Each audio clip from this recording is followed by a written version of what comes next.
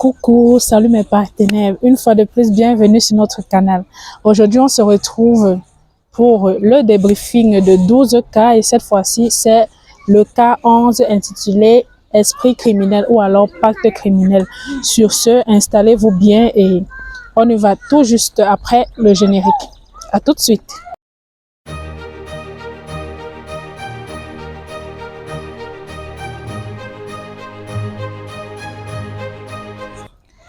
Alors, ça, c'est le 11e cas. Le 11e cas qui était magnifique. C'était trop, trop beau. Personnellement, c'est aussi un de mes coups de cœur, ce cas-là, ce cas. Pacte criminel, alors, il s'agit de quoi? Avant qu'on commence, on va encore faire un petit résumé comme d'habitude. Pour ceux qui sont les nouveaux venus sur ma chaîne, sur notre chaîne de partenaires. Alors, depuis un certain bout de temps, nous sommes en train de faire le débriefing d'une série camerounaise avec pour réalisateur et producteur Blaise Tedjou, alors Blaise Option. Et c'est une série incroyable qu'il a fait cette fois-ci différemment. C'est une série avec 12 situations différentes. Et à chaque cas, à chaque cas, nous faisons un débriefing. Alors, il a sorti cette série, n'est-ce pas, pour mettre en exergue, pour étaler les maux de la société et principalement du viol. Alors, pour les nouveaux, je vous invite à rentrer en arrière et regarder le débriefing des autres cas. C'est 12 situations et là, on va faire le débriefing du 11e cas, d'accord? Donc, de la 11e série. Oh, ce cas a été un de mes coups de cœur, parce que je ne vais pas dire que c'était mon coup de cœur, mais c'était l'un de mes coups de cœur. Magnifique les acteurs. Bravo, rien à redire. C'était topissime du début jusqu'à la fin. Du début jusqu'à la fin. Jusqu'à l'épisode 7.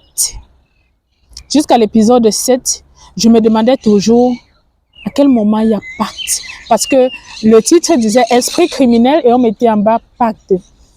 Et l'esprit criminel, je comprenais déjà dès le début parce que l'acteur principal jouait vraiment un rôle incroyable et bien qu'il y avait le suspense, le côté criminel, je le voyais déjà venir, même s'il n'y avait pas affirmation. Mais le côté pacte, j'avais pas compris et je me posais la question, mais pourquoi ce titre? Où est le pacte? À un moment, je me suis dit, peut-être le pacte, c'était dans le passé. Il a peut-être fait un truc de sorcellerie, il a fait un pacte quelque part et voilà, c'est peut-être comme pour ça c'est pour ça qu'il tue des gens. Mais en fait, j'étais loin, mais très loin de m'imaginer la situation, très loin, vraiment très très loin de la réalité. Alors, pour faire un petit résumé, il s'agit de quoi? Il s'agit d'un jeune couple, ils se sont connus très tôt. Ils sont restés ensemble pas mal de temps et à partir d'un certain moment, la relation basculait et la fille a pris la décision de se séparer. Sauf que, au moment de se séparer, le monsieur a fait un accident, entre guillemets. Je dis entre guillemets pourquoi? Parce qu'en fait, c'était un mensonge. À la fin, on comprend que c'était un mensonge. Le monsieur qui est militaire a inventé qu'il avait fait un accident, qu'il avait été traumatisé, autant pour moi, qu'il avait été traumatisé en guerre parce qu'il avait été, il avait été présent lors du meurtre de sa collègue et lui-même on lui a tiré dessus, donc il avait ce traumatisme-là. Et la fille, avec sa responsabilité, a bien voulu rester dans la relation le temps qu'il se reprenne. Sauf que le monsieur ne s'est jamais repris. Il a inventé une histoire, a dormi debout et voilà quoi. Les années ont coulé jusqu'au jour où elle en a marre. Elle rencontre un autre monsieur sur Internet et avec les encouragements et voilà, elle prend donc la décision de s'en aller. Voilà où l'histoire commence. On comprend à partir de ce moment qu'il jouait un film. Il menace son concurrent. Et voilà. Je vous invite franchement à aller regarder ça. Il y a du suspense, mais l'acteur, il est incroyable. Vous voyez, il joue vraiment le rôle de quelqu'un qui est traumatisé. Vous voyez, les militaires qui vivent des situations de ouf. Il est comme un robot. Son rôle était waouh, waouh, bravo. J'ai trop kiffé, j'ai vraiment trop kiffé son rôle. Je me demandais, waouh, mon Dieu, comment il fait pour tourner, comment il fait pour se concentrer autant. Il faisait tellement peur, même le spectateur avait peur de ce monsieur. Incroyable, incroyable, incroyable. Alors, dans la série, il s'appelle Victor et son nom en vrai, c'est Eric Ebode. Eric Ebode. Et franchement, si jamais tu passes par ici, chapeau bas, c'était magnifique, c'était waouh, c'était, il n'y a pas de mots. Alors, leçons à tirer. On commence par les leçons à tirer. On continue par les leçons à tirer, je veux dire. C'est fou comme on a, dans nos jeunesses, dans nos années d'adolescence, les folies que l'on commet par amour. Oui, mes frères, chers sœurs, qui n'a pas commis de folie pendant son adolescence en pensant que le gars ou la go avec qui il était son seul et unique amour, qu'ils allaient finir leur vie ensemble. Oui, quelque part, nous tous nous sommes passés par là. Et malheureusement, il y a beaucoup qui font tout et des pactes. Ouais, voilà d'où sort le pacte. Ces jeunes étant très très jeunes, ils étaient amoureux fous de l'autre, ils avaient des rêves à plein la tête. Et ils ont décidé de faire un pacte que jamais personne ne se séparera de l'autre et que s'il arrivait que l'un d'eux devait coucher avec un inconnu, avec quelqu'un d'autre que son partenaire actuel, celui qui aura commis cet acte va mourir. Je m'explique. Celui qui va coucher avec celle ou celui qui a fait le pacte va mourir. Voilà, c'est un pacte qu'ils avaient fait très jeunes. Ils se sont coupés les veines, le sang, ils se sont sucés, voilà, voilà, voilà. Et ils ont oublié, le temps a coulé. Le temps a coulé. Jusqu'à ce que quand la fille décide vraiment de sortir de la relation, elle se lance dans une autre relation, elle couche avec le monsieur et les problèmes du monsieur commencent.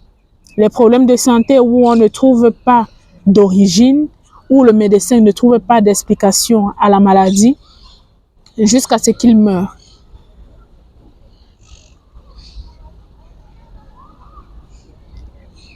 On va parler du côté de l'homme.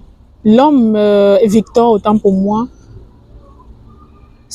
moi je trouve que il y avait aussi un titre à donner, l'obsession, obsédé d'amour. Moi je pense que j'aurais mis un titre comme ça, obsédé d'amour. Parce que c'est ce gars, quand il a fait ce pacte, personnellement je pense qu'il savait ce qu'il parce qu'il est devenu tellement obsédé de cette fille que il est allé même jusqu'à envoyer des bandits, des bandits braquer autant pour moi, pardon, braquer la maison de la fille et a exigé à ces bandits de la violer tout en sachant qu'après le viol, ces gars allaient mourir. Il a fait ça juste pour prouver à la fille, pour lui rappeler que le pacte qu'on a fait en fait, il y a des milliers d'années, ça existe. Ça continue de marcher et que à part moi, tu ne seras plus jamais avec personne. Si tu n'es pas avec moi, tu ne seras avec personne.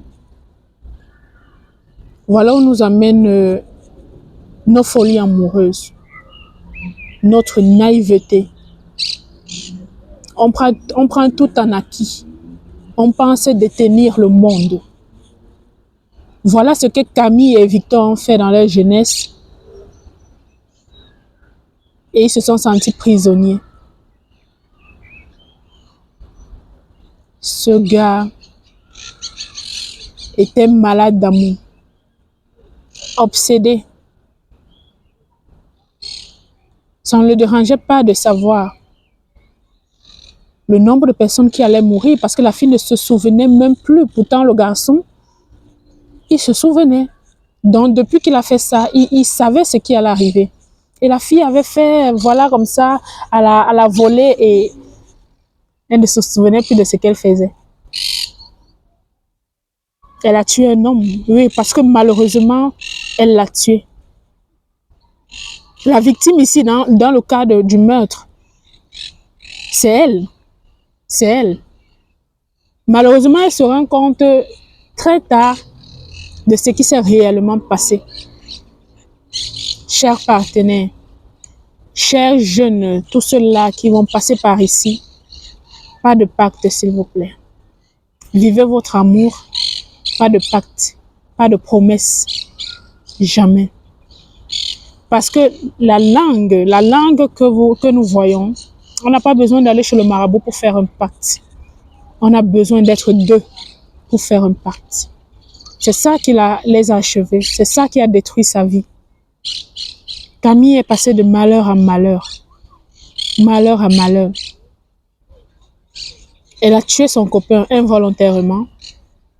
La famille de son copain était contre elle, bien sûr. C'est normal, on l'a accusée qu'elle était la responsable et elle ne comprenait même pas pourquoi, la pauvre. Elle a tué les bandits. Parce que oui, c'est elle qui les a tués. Même si elle ne le savait pas. Combien de personnes est-ce qu'elle a tué, mon Dieu? Heureusement que ce n'était pas une fille facile. Vous imaginez la liste? Heureusement, ça finit bien pour elle parce que on réussit à faire ce pacte. Victor finit en prison. La maman de Victor qui a tout fait, qui l'a vraiment aidé, finit morte parce que pour défaire le pacte, il fallait absolument renvoyer ça sur quelqu'un et elle a choisi de se sacrifier pour son fils et pour sa belle-fille qui était une fille qu'elle aimait beaucoup. Et voilà, c'était sa chance.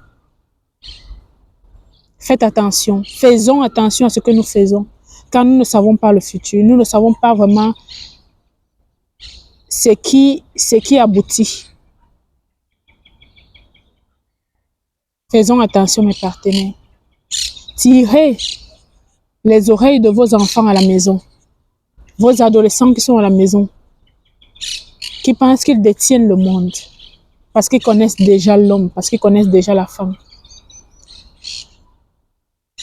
Protégez-les de ce genre de danger. On va dire merci à Camille, à la copine de Camille aussi. J'ai beaucoup aimé son rôle. Elle était vraiment là pour soutenir sa copine. On a montré aussi dans cette